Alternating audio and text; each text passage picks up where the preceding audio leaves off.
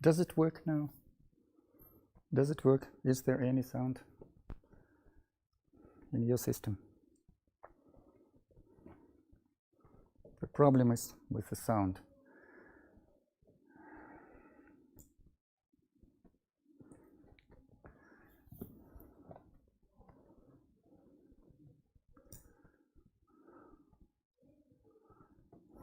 Okay, whatever.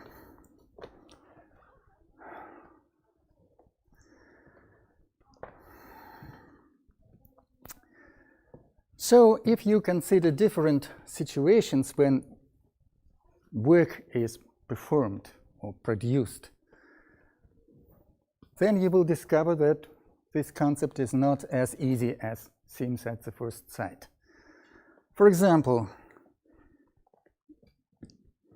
if I move something, some load for some distance and produce some work, this work will never return back. It may not be used later. I perform this work and this is lost. I cannot use it later.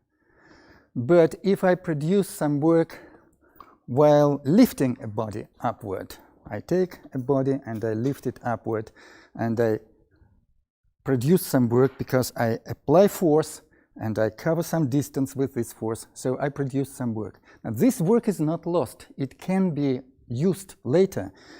When I drop this body down, it will produce the same amount of work. So the work produced when I lift an object upward, this work is stored and it can be used later. But the work which I produced when I move the body cannot be used later. It's lost. It's not stored. It's lost forever. So in different situations, something different happens with this physical quantity work. Let's consider this in a greater detail. The difference between these two cases is obvious. In the first case, when I move the object on the table, there are forces of friction. But when I lift an object upward, there are no forces of friction. So we have to consider two different situations, when there is friction or resistance, and when there are no forces of friction and no resistance.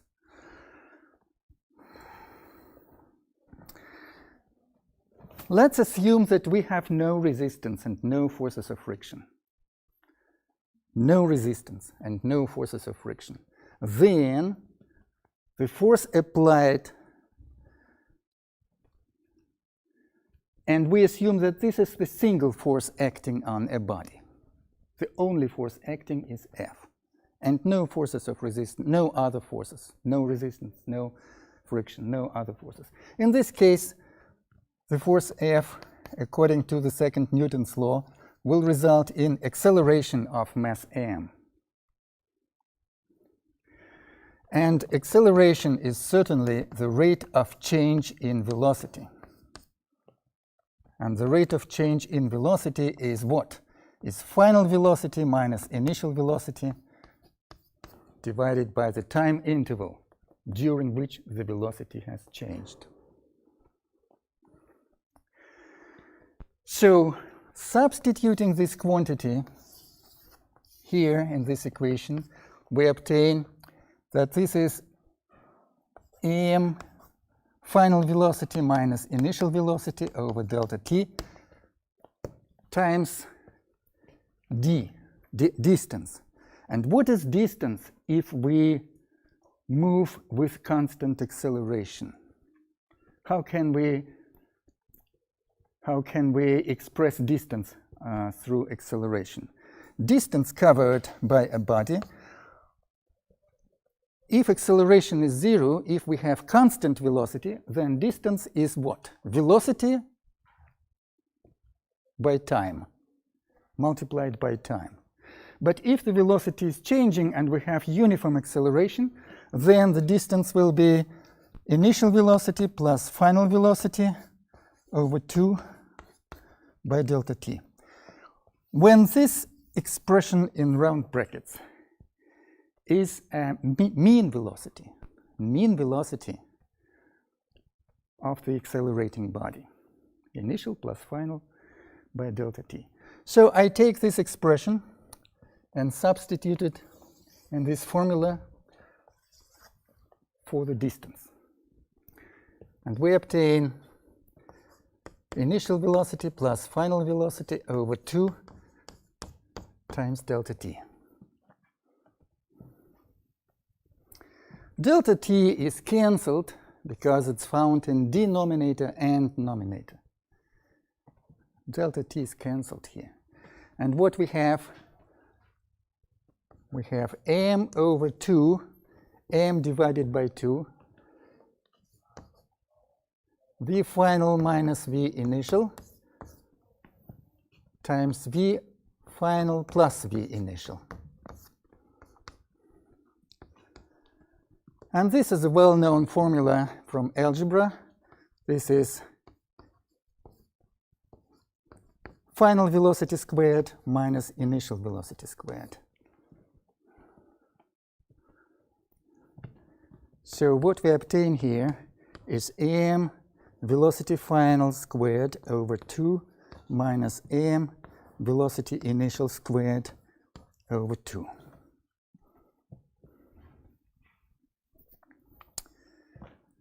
This is the work done while force F is acting on mass m, and in case there are no forces of friction and no forces of resistance. In case the force F results in uniform acceleration of the body. For this particular case, we have obtained this formula for such particular case.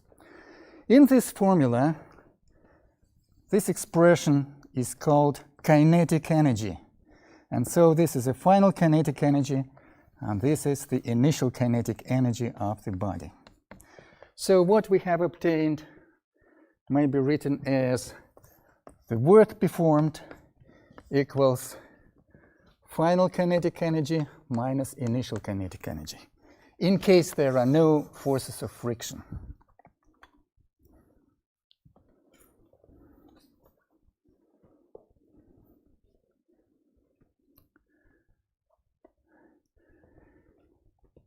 Velocity is a vector quantity, but if you take velocity squared, this will be a scalar quantity. Velocity squared is scalar. It has no direction. So we must take just the magnitude of velocity in this formula and obtain two scalar quantities. So the work is scalar quantity equal to the change in kinetic energy. And the kinetic energy is also scalar quantity. It's not a vector.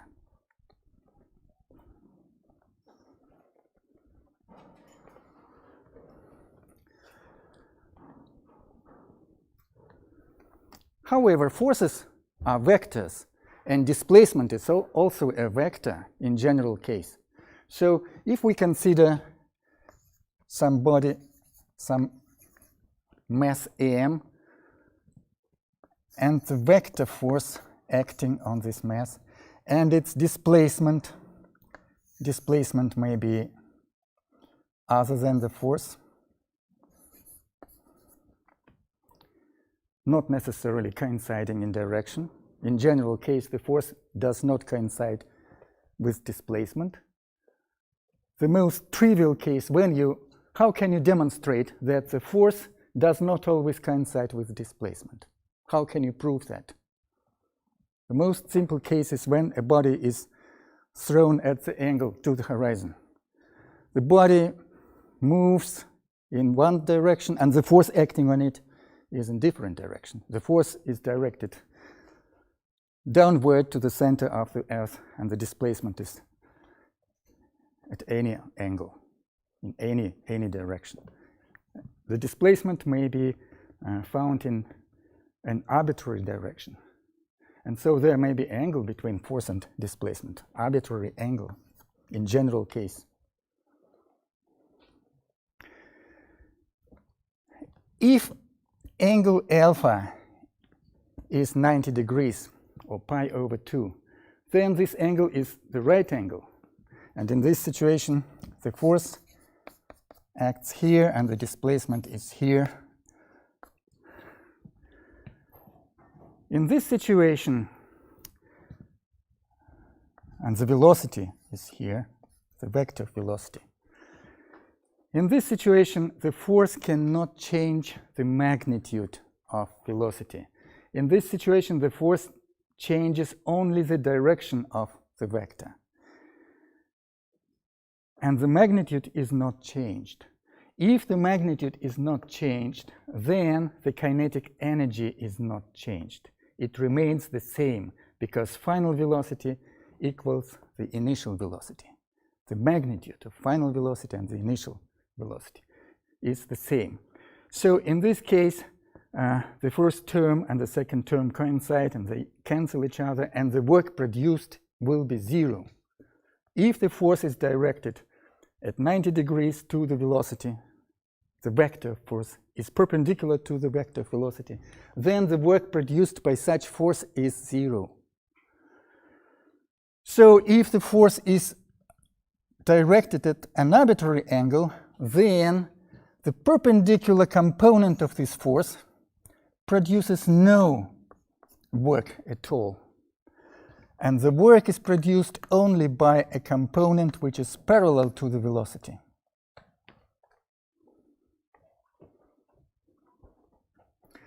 And the force which is parallel to the velocity is F, magnitude of vector F, times cosine alpha.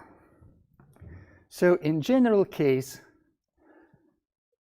if we will attempt to write this formula in vector form, we must take into account only the component of vector F directed along the velocity.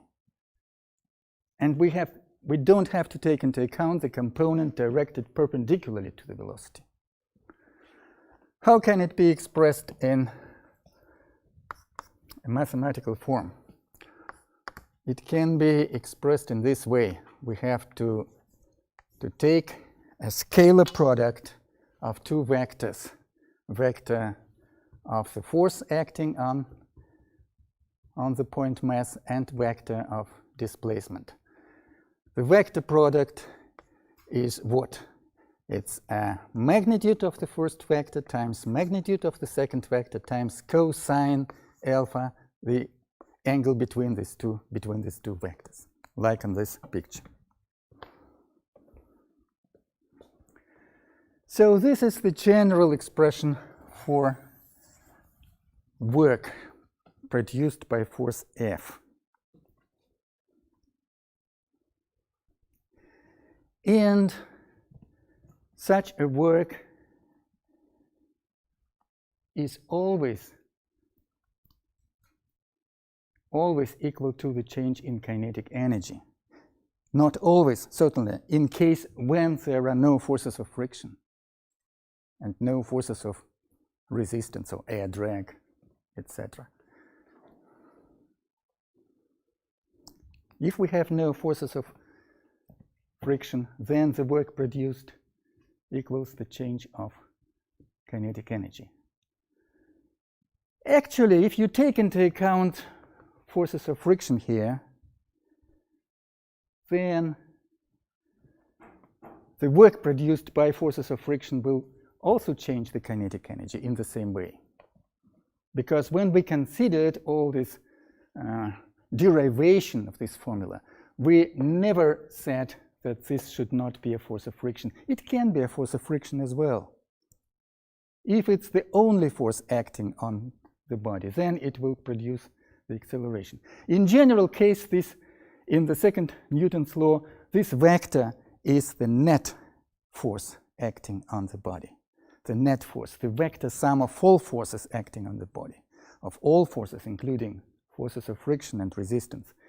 If we take into account all the forces acting on the body, then all these formulas will hold.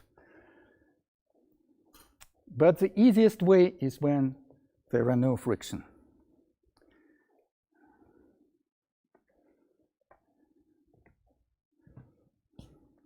The easiest situation when no friction, when no forces of friction are present.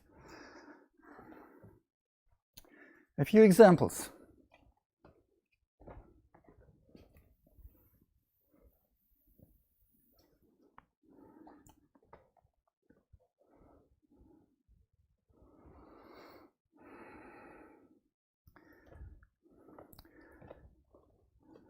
So let's consider such an example when a body is in the gravity field and we lift this body upward to some height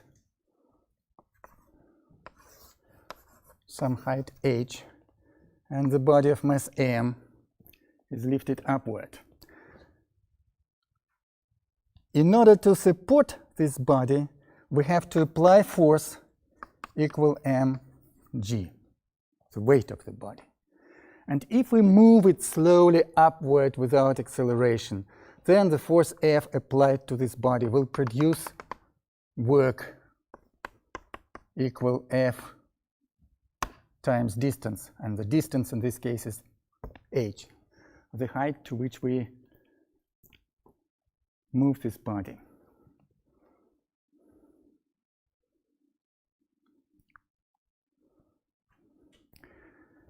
Well, certainly this is mgh. We may keep this body here at this point for some time, and then if we release the body, it will fall down, and the force of gravity will pull it down, the weight of the body will pull it down, and then this force will produce work. The work which we have performed here to raise the body will be returned and may return, and the body may produce work and may return the same work again and doing the same work if it falls down. Then this force will increase the velocity of the falling body according to the formulas derived, and the work produced will return back, and the force of gravity will produce the same amount of work, and the velocity will change in the same way. And if the initial velocity is 0, then we will have only final velocity. And from this formula we may obtain that the final velocity is square root of 2gh, a formula well known to you from kinematics. When the body falls in the gravity field with constant acceleration g, the free fall acceleration, then its final velocity will be determined by this formula, square root of 2gh, where h is the height from which the body falls down, in case the initial velocity was 0. You know this formula well. So in this particular case, the work which we produce when we lift the body will not be lost. This work may return to us if we allow this body to go down. So if the work is stored here, it's potentially available later. And for this reason, we say that there is a potential energy of this body which is at height h. If body am is at height h, it possesses some potential energy, because this energy may be released later if we allow this body to go down from this height, and then it will produce work, and this work will increase the velocity of the body. Final velocity will give you a final amount of kinetic energy. So the initial energy which is stored by the body will result in some final energy, and final energy will be a kinetic energy related to the velocity of the body, but initially there is no kinetic energy, but some energy is stored in this system, and we say that this is the amount of stored energy is a potential energy, because it potentially may be released later. So a potential energy which is sometimes denoted by capital U, is simply mgh in a uniform gravitational field. A potential energy. In order to calculate the potential energy, we must first choose the level of zero energy, the level from where we will calculate the height. This is an arbitrary level. We can choose it wherever we wish. We may choose it on the surface of the ground, or we may choose it somewhere on the level of the floor. This is the second floor of the building, or we may choose it somewhere in any other floor at any other height. But if we choose the initial zero level, then we will calculate all the heights from this level. And the initial level for potential energy zero will be used to calculate any other potential energy of the body displaced at some height h from the initial level. The initial level is arbitrary. We may choose it as we think convenient in a particular problem. But as we have chosen the initial level, the level of zero height and the level of zero potential energy, then we will calculate all the potential energies starting from this level, up or down, upward or downward. So the concept of potential energy is introduced in physics. The potential energy is the energy of a body which potentially can be released later if we allow this body to fall down. So it possesses this energy. And then if it falls down, this energy will be released, and the body will have this velocity if it falls from height h, and according to this velocity it will have this kinetic energy. The potential energy will all be transformed into kinetic energy. If we have no forces of resistance, then the initial potential energy will be equal to final kinetic energy.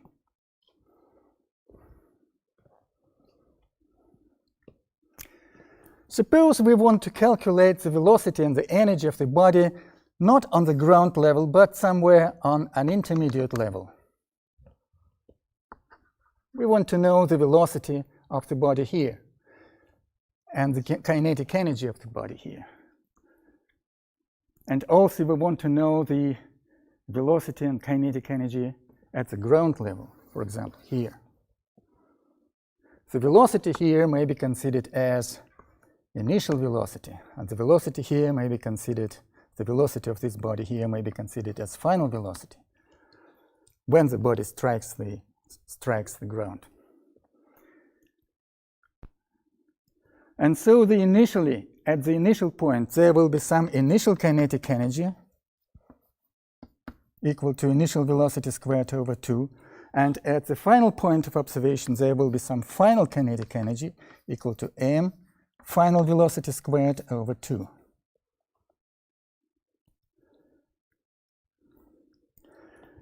These are different kinetic energies, initial and final. They are different numbers because velocities are different. And the potential energy at this level and this level are different. So the change in potential energy will be equal to the change in kinetic energy. That will be kinetic energy initial minus kinetic energy final. Oh, no, final minus initial, right? Yes.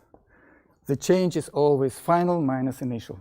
Final minus initial, certainly. That will be final kinetic energy minus initial kinetic energy.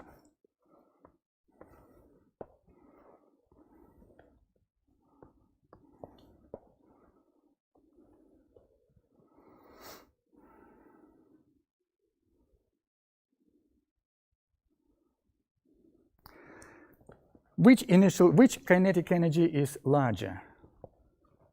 At the final point, the velocity is larger because the body falls down freely. The final velocity is larger than the initial velocity. And so the final kinetic energy is larger than the initial. And so this will be larger than 0. And where the potential energy is larger? The potential energy is larger at the initial level, and it's lower at the final level, at this level.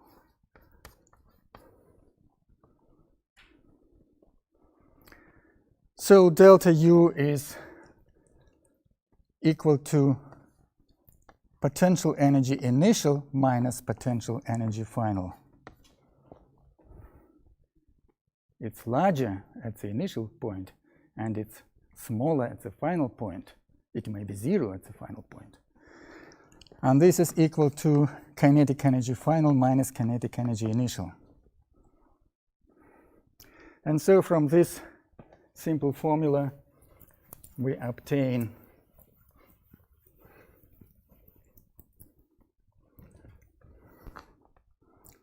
well, I will put it here. From this formula, we obtain the following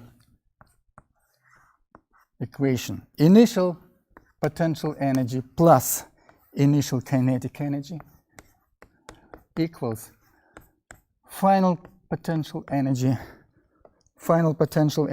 plus final kinetic energy.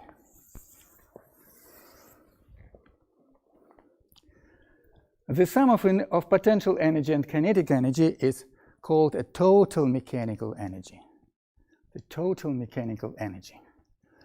Let's denote it by W. W is the total mechanical energy.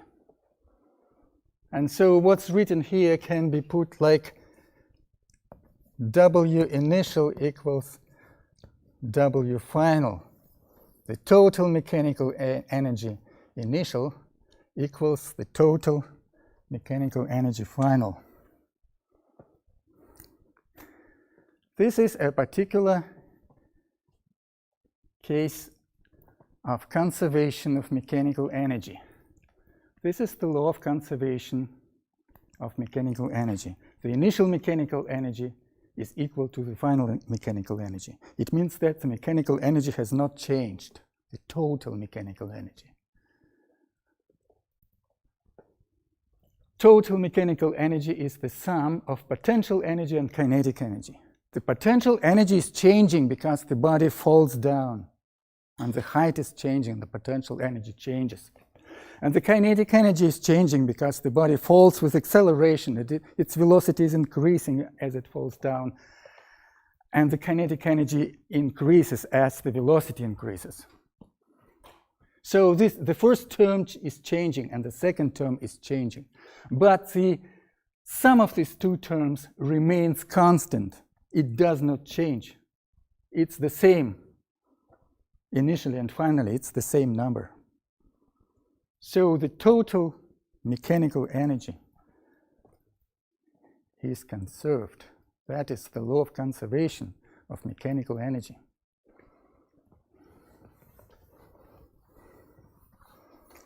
We considered this law in a particular situation of a body falling in gravitational field. But we may consider as well many other situations and discover that the law of mechanical energy conservation is valid in many other situations. For example, let's consider a body in the gravitational field, and the motion of the body will be not falling down, but sliding down the slope.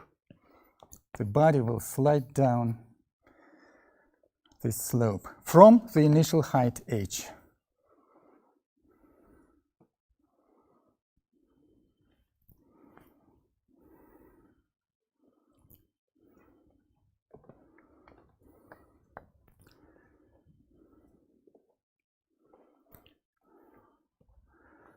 The body of mass m goes down without friction. And we know everything about this problem. We have considered this problem already.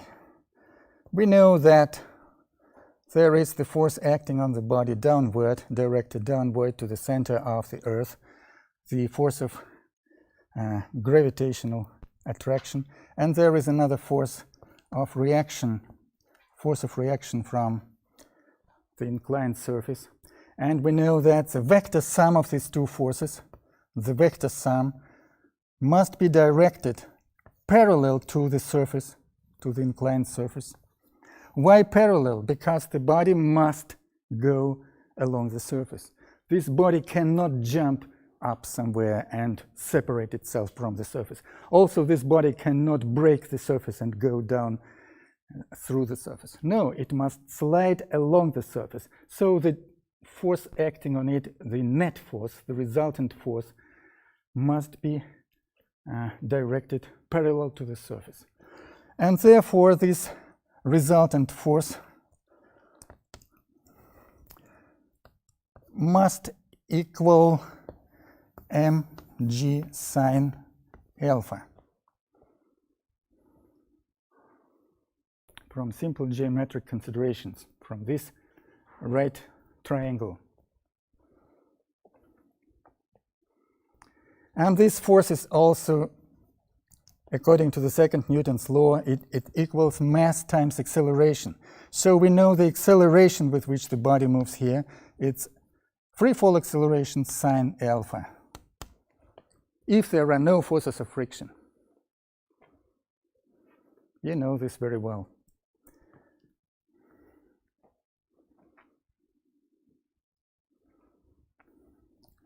And so if the body started its motion without the initial velocity was 0, then the final velocity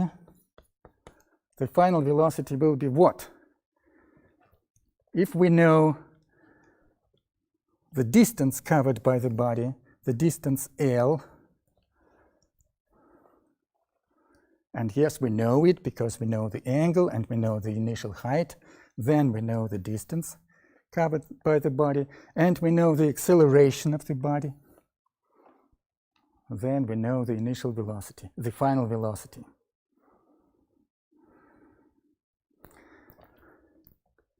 What's the general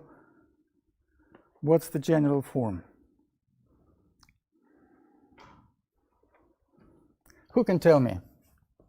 The final velocity as a function of the distance and acceleration. Who can tell me?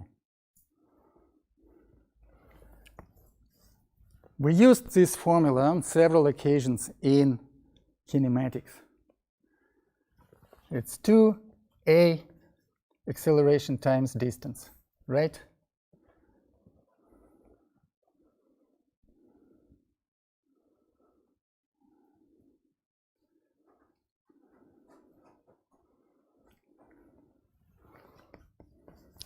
And so this gives you acceleration is g sine alpha.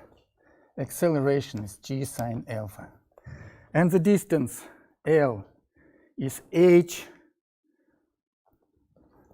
The distance L is h over sine alpha divided by sine alpha.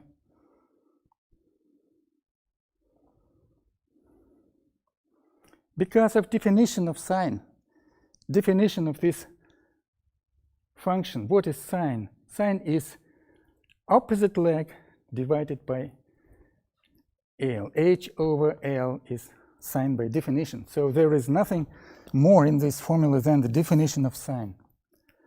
And so we substitute here for L, we substitute here for L, H over sine alpha, and we obtain 2gh.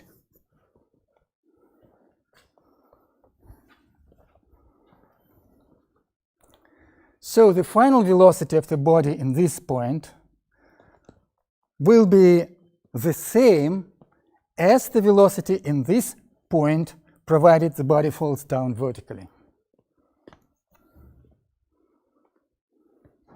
2gh. It's the final velocity in this point if the body falls down vertically. Or the body may slide down along the slope. Then the final velocity will be the same as in this point. In point 1 and in point 2, the final velocity will be the same. And so the kinetic energy in point 1 and point 2 will be the same. The kinetic energy in point 1 equals the kinetic energy in point 2. This is the kinetic energy of the body falling down to point 1, and this is K2 is the kinetic energy of the body which slides down from height h to along the inclined slope to the point 2. In this point, kinetic energy K2 is equal to possible kinetic energy in this point if the body falls down. That's it. That's what we arrived at.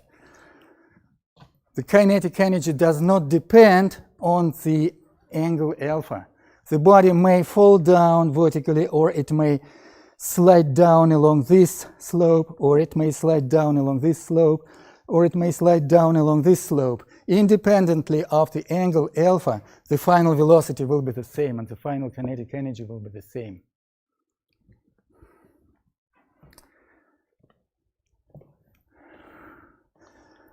And that means that the body, which is at the height h, may slide down along arbitrary curve, and the final velocity will be the same, 2gh.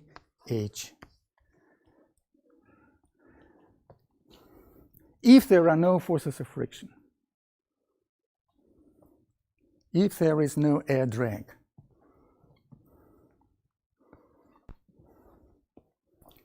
How can it be interpreted? Very simple.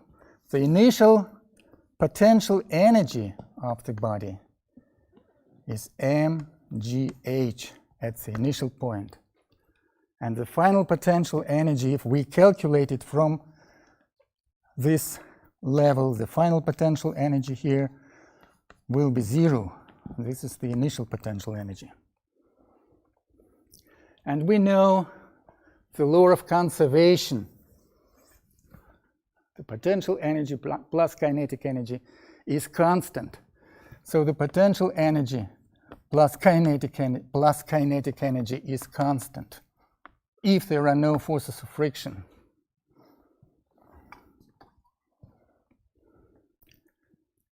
And this constant equals the initial energy, mgh. And the final, because the initial potential energy is mgh, and the initial kinetic energy is 0. So the sum, initial sum, is mgh. And finally, the total mechanical energy must be the same. Finally, the total mechanical energy at this point will be the same as it was in the initial point of motion. But at the final point, the potential energy, final potential energy is 0, and only the kinetic energy remains here. That is mv final squared over 2. And from here, we obtain that the velocity final squared is 2gh. The same situation, the same formula as we obtained from kinematical approach. So first we obtained this formula from kinematics, considering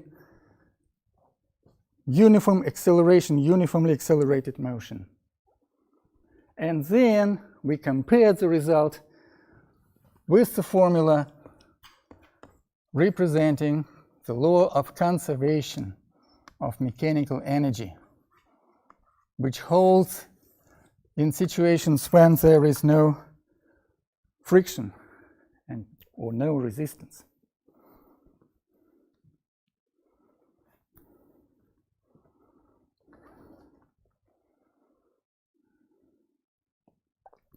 And we obtain the same result. It means that the law of conservation of mechanical energy holds in this particular situation when the body slides down along an arbitrary curve. from some initial level to final level, from some initial potential energy to some final potential energy. The difference in potential energy will give you the difference in kinetic energies.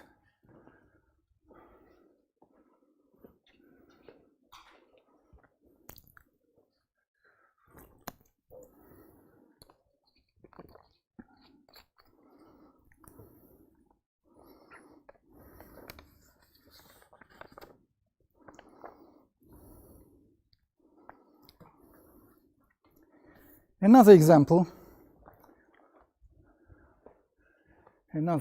will be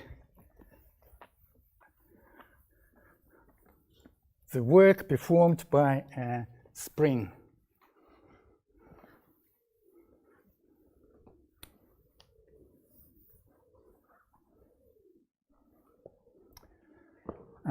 Suppose we have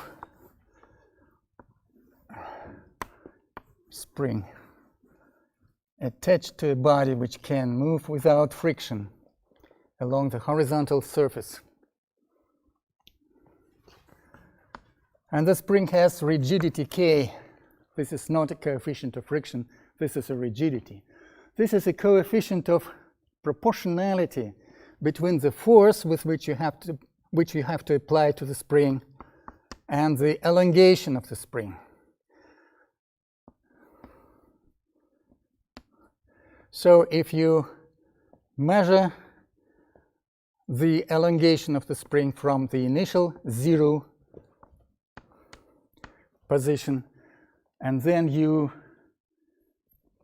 pull the spring so that its length becomes larger by the quantity x, then the elongation of the spring will be defined by the force which you apply. If you want to move the spring further, you have to apply larger force. The force will be proportional to elongation. The force as a function of the length of the spring will be proportional to the length of the spring. And the coefficient of proportionality is the rigidity of the spring.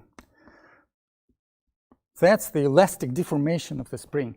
And the larger the deformation, the larger the force. The deformation is shown along the horizontal axis.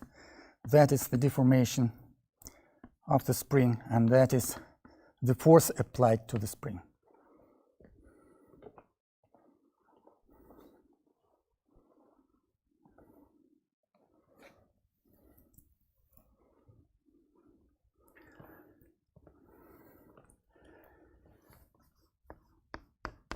We know that the work performed by a force, by definition, is force times displacement in scalar form. When we write down this formula, we certainly remember that this force is directed along the displacement. It should be, we take only that component of the force which is parallel to the displacement. Another component which is perpendicular to the displacement plays no role. It produces no work at all. Work is produced only by the component which is, by the force component which is parallel to the displacement. If the force is constant, then force as a function of displacement will be given by a line parallel to the horizontal axis. The horizontal axis contains the displacement, the information about the magnitude of displacement. For this particular displacement, you will have this force. If the force is constant, then the work is force times displacement. Force is given by this side and displacement is given by this side. So force times displacement will give you the area of this rectangle. The area of this rectangle.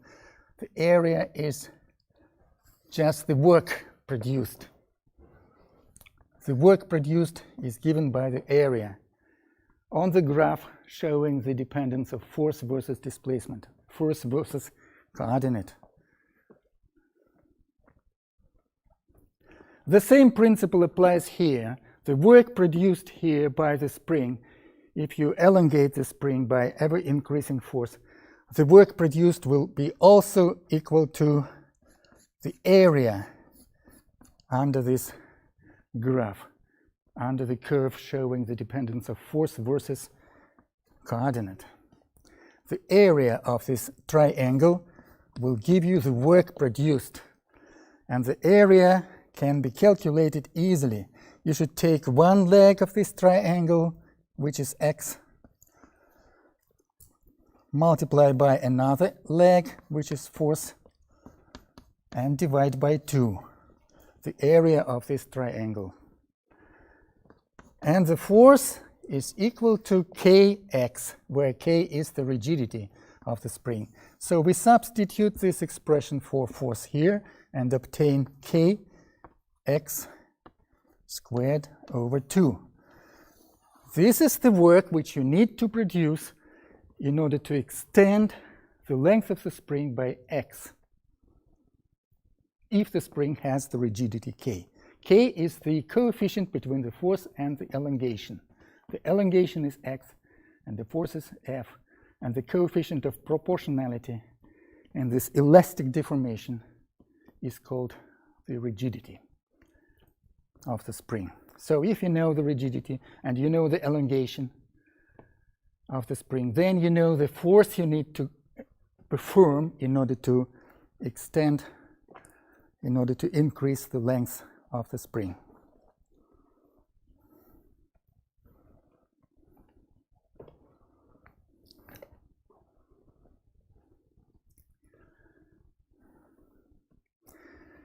So when I extend the length and move this body rightwards, I produce work. And if I then release this body, the spring will pull the body backward and move it in the opposite direction. And then when the body will move with the increasing speed because of the spring acting on it. And when the body will reach the 0 point of no deformation of the spring, the body will have some final velocity. The final velocity. If the initial velocity was 0, then the final velocity will give you the final kinetic energy. And using the law of conservation of mechanical energy, you can easily find this velocity. You are sure that the final kinetic energy equals the initial potential energy of the spring. The initial potential energy is given by this formula, and final kinetic energy is just mv squared over 2, and it equals the initial potential energy of the spring. This is this energy which is stored in the spring. If the spring is deformed, if the spring is elongated, if it's deformed, then such potential energy is stored in the spring. And if you release this body, it will be moved by the spring, and the stored energy will be released, and the body will acquire some kinetic energy, which must be equal to the initial potential energy. So this is the initial potential energy, and this is the final kinetic energy of the moving body.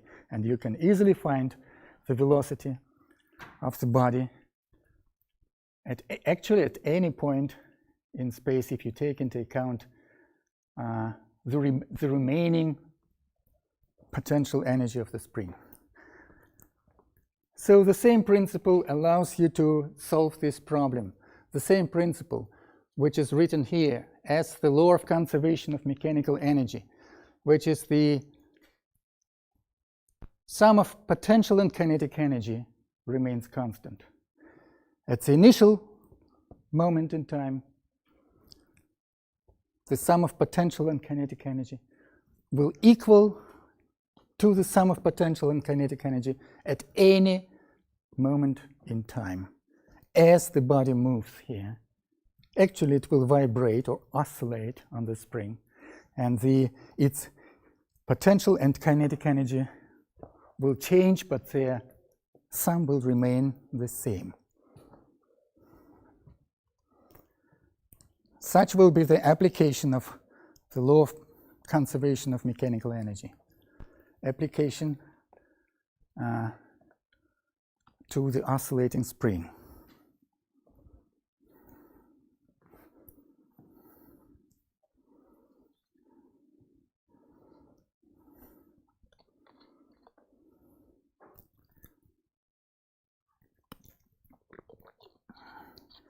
So we have repeated what you should know from the secondary school program in physics. And now we will consider some problems or some examples of application of these principles of mechanical law, mechanical energy conservation.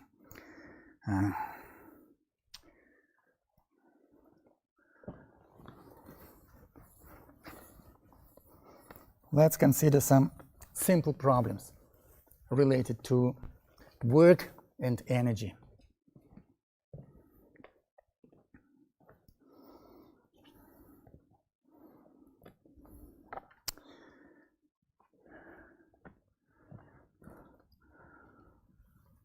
Problem number 120.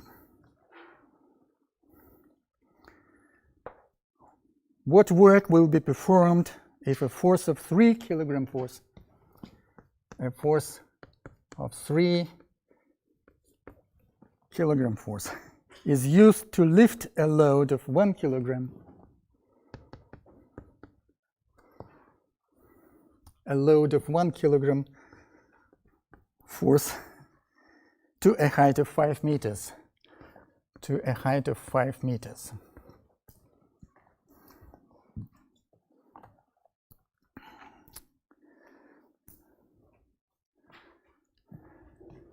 I remind you, what is a kilogram force? A kilogram force is the force which is needed to support the mass of 1 kilogram. 1 kilogram force. This unit is not often used. It's somehow it was chosen by the authors of this collection of problems. It's not often used, but anyway, it's the force which is needed to support 1 kilogram. So this is a force which should be applied to 1 kilogram, to the mass of 1 kilogram in order to support it in the Earth's gravitational field. So this will be mg, where m is 1 kilogram and g is the acceleration of free fall, 9.8 meters per second squared. So this will be 9.8 kilogram times meters over second squared, which is Newton. So 1 kilogram force is 9.8 Newton.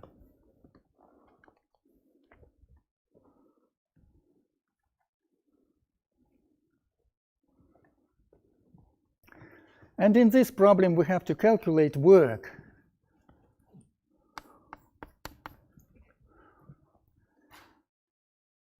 In case we lift the given mass to a height of 5 meters while applying the given force. How to solve this problem? By definition, work is force times distance. So in order to solve this problem, we need the force and we need the distance. And the work performed will be force times distance. That is force times h. In our particular case, distance is just the height of 5 meters. Do we need mass? No, the mass is not here. There is no mass in this formula. In order to calculate work, you need just to know force and distance. Nothing more. You don't need mass. Where is mass? No. But the mass is given here to make life more complicated for you. the mass is given to complicate your life, so that you be distracted by this information, so that it will be more difficult for you to apply this formula. It would be very easy if only the force is given and the displacement. It would be very primitive.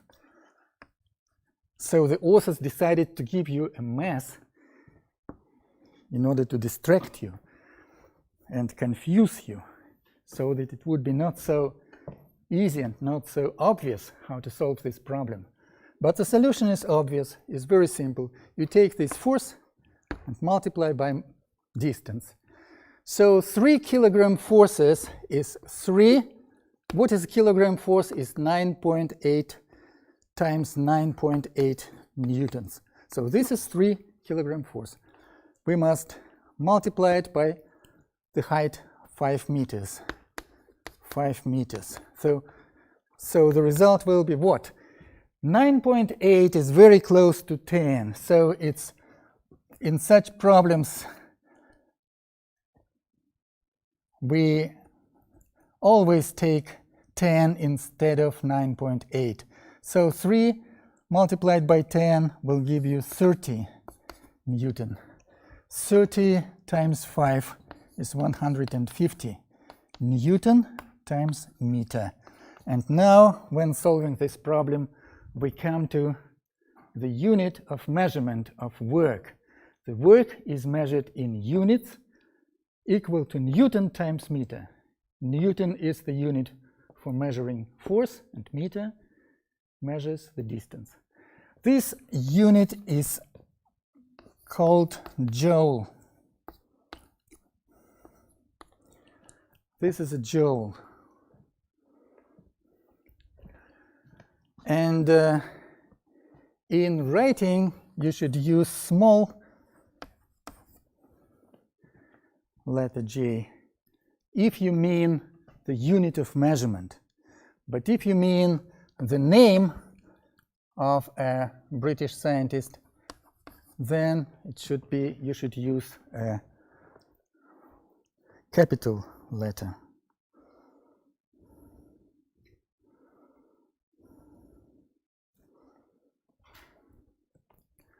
So the answer to this problem is very simple. What work is performed? 150 joules. That's the answer.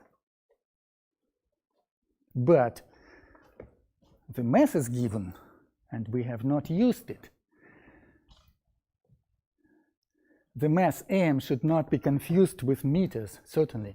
Meters is just 1 meter, a unit of distance, and m, the same character is used to designate mass, to denote mass. Well, we didn't use mass, and that's okay, that's correct. But if the mass is given, then we can calculate actual work required to lift this mass to the height h. If this mass was lifted to the height h, 5 meters, then its potential energy would be mgh, the mass of 1 kilogram,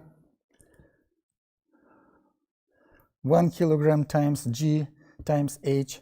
It will be, if g equals to 10, then it will be 50 joules. 1 kilogram by approximately 10 meters per second squared by 5. 10 times 5, 50 joules.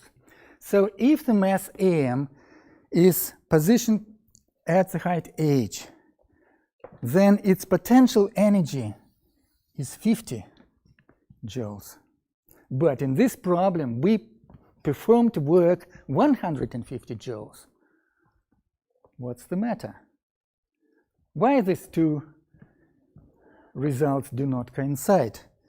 We produced work 150 joules according to the statement of the problem, but the potential energy of the body of this mass at the height h is just 50 joules. Where is 100 joules? How to explain it? 100 joules is missing. Where is it?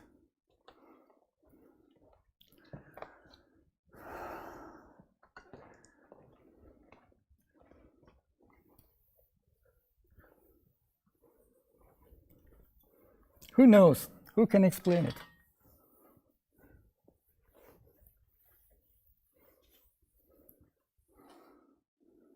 So at the zero level, there was body of mass am, and we applied force F, and we lifted this body to a height h.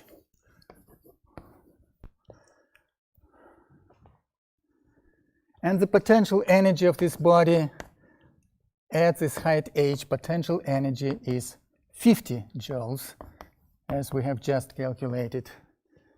But while lifting the body, we produced work 150. What does it mean? It means that we lifted the body with acceleration, and at the final point, the body had also some kinetic energy equal mv squared over 2. Along with potential energy, the body had some kinetic energy, and the missing 100 joules was just the kinetic energy of the body, because the work produced here, the work that we produced, all went to increase the potential energy and kinetic energy.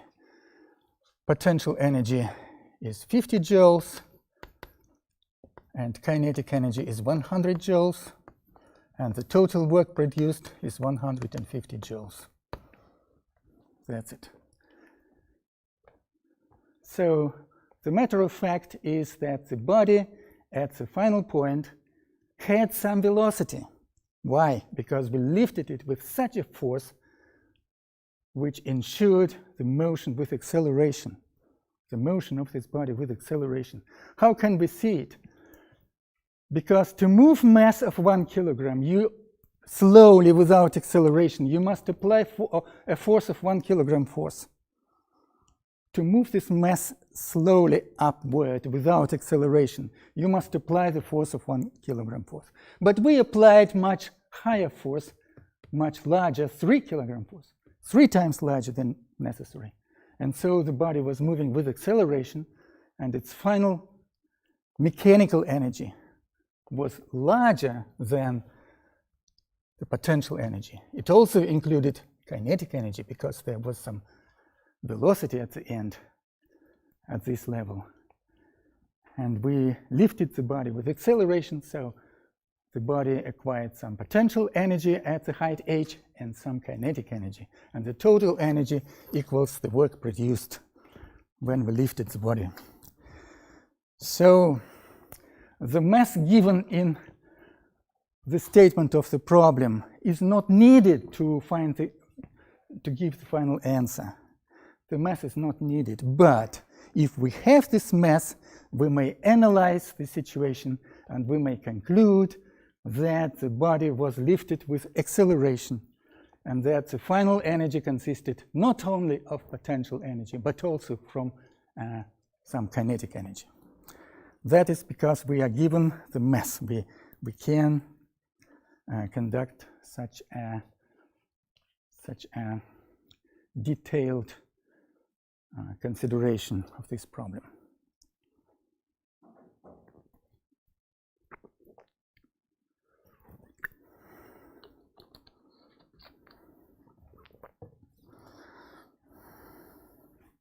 Any questions?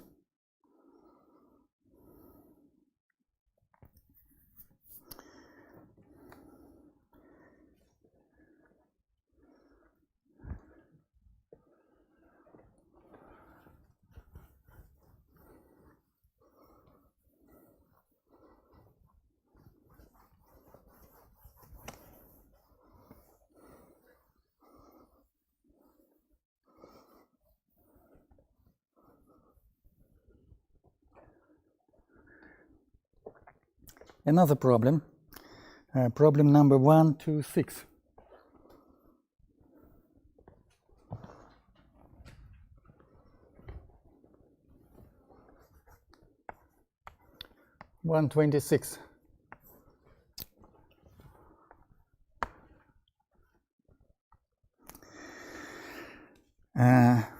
two cards are pushed apart by an explosion of a powder charge placed between them.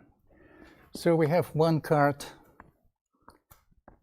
that can move without friction and another card that can move without friction along the horizontal surface. And a sort of explosion of a powder charge which occurred here pushes these two cards away from each other. One goes in this direction and another one goes in this direction. This was card number 1 and this was cut with the mass m2. And the initial velocity of this card was v1 and the initial velocity of the second card was v2 at the initial moment when they were pushed away by an explosion. So one card weighs 100 grams and another card weighs 300 grams. So we know that m2 over m1 is 3. That's all we need to know here. And the coefficient of friction is the same for this card and this card, the same coefficient of friction. When they move along the horizontal surface, there is some coefficient of friction, the same. And the first card travels a distance of 18 meters. So this card, pushed by the explosion, moves initially at the initial velocity v1, and then it moves along the surface and stops somewhere. Stops at a distance d1. And the second card will also move for some distance and then stop at this point.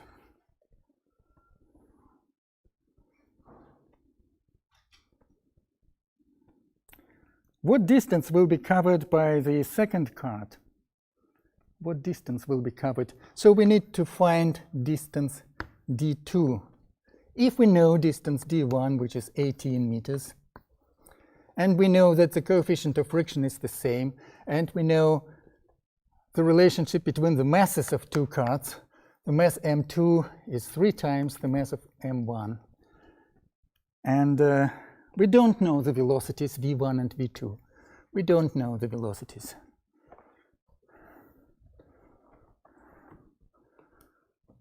We know that there were some velocities, but we don't know, nothing is given about these velocities. So, initially, when the two cards were pushed away from one another, no external forces acted on this system from the outside world, only the internal force between the two cards, the force that pushed them away from each other. In this particular case, the law of conservation of momentum must be valid. So the initial momentum, I remind you that momentum is mass times velocity.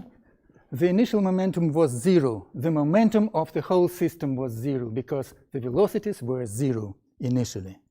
The velocities of the two bodies were 0. So the initial momentum of the whole system was 0. And no external forces acted on it in horizontal direction. So the momentum must be conserved, as no external forces acted. So the momentum must be conserved. And so the momentum of these bodies after the explosion was the same as it was before the explosion. Before the explosion it was 0. So after the explosion it must also be 0. What was the momentum after the explosion? Mass m2 had velocity v2 in positive direction, if this is positive. So mv2 is positive, and this is the momentum of the second body, and the momentum of the first body was negative, minus m1v1. And that must be 0. The total momentum of the system of two bodies One momentum is positive because it moves in the positive direction of x-axis, and another momentum is negative because it moves in the opposite direction. And the sum of these two momenta must be the same as it was before the explosion, that is 0. It did not change. From here, we immediately obtain the velocity of the relationship between the velocities, right?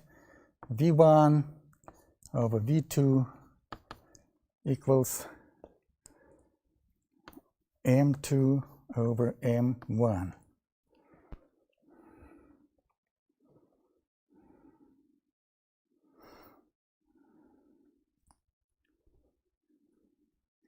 And what do we know about the motion? We know that the first body moved at a distance of 18 meters and stopped here. Why did it stop? Because there is some friction, some forces of friction acted on it. So the first body, due to friction, was moving with some deceleration. It was moving with some deceleration. And if we want to solve this problem using the concepts of energy, kinetic energy, and work, then we should write down some relationship between energy and work. So the initial energy was just the kinetic energy of this body. The initial kinetic energy of the first body was m1 v1 squared over 2. And when the body stopped, its velocity was 0, and so the kinetic energy became 0. And we know why the kinetic energy vanished. Because there were forces of friction, and forces of friction performed some work on this body. And the work performed by forces of friction equals the initial kinetic energy, because forces of friction absorbed all this kinetic energy, and the velocity was diminished down to 0. And so the work performed by forces of friction will be just what? By definition, force of friction times distance. In this particular case, distance is d1, and force is acting on the first body.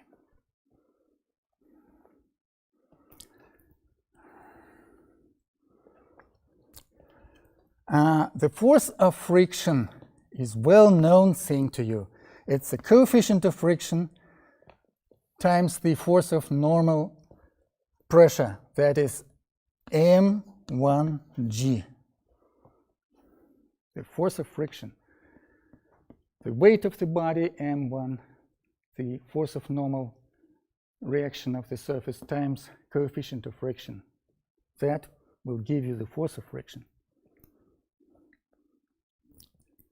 And so this first equation can be written as m1 v1 squared over 2 equal to k m1g, and don't forget about distance d1.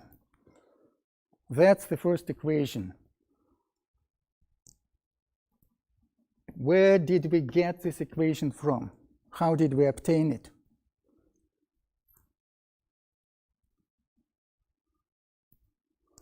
From the relationship between work and energy. The work performed by forces of friction equals to the initial energy. The initial energy vanished because forces of friction retarded the motion of this body. The work performed equals the change in kinetic energy. We derived this formula today. The work performed on the body equals the change in its kinetic energy. Well, the same will be true for the second body. The same equation, similar equation for the second body. m2 v2 squared over 2 equals k, the same coefficient of friction, but the mass is different, mass m2g, and distance is different. From these two equations, we can derive something interesting. For example, we can cancel mass here, and we can cancel mass here, and we can say that if we divide one equation by another equation, we will get v1 squared over v2 squared, v1 squared over v2 squared. K will, coefficient of friction will cancel, G will cancel acceleration of free fall, and we will obtain d1 over d2. And the relationship between the velocities is known to us because the relationship between masses is known. m2 over m1 equals 3, which is given in this problem as in the statement of the problem. So we know the relationship between the velocities. And so v1 squared over v2 squared should be 3 squared, that is 9. And therefore, distance d2 will be 9 times less than the distance d1. From here, we obtain the d2 equals d1 over 9. And if d1 is given as 18 meters, then d2 will be 18 over 9 will be just 2 meters. So the second body will cover the distance just equal to 2 meters, while the first body displaced itself by 18 meters, while they have the same friction coefficient. Well, on this positive note, let me finish this lecture. Next time we will consider more problems on work and energy.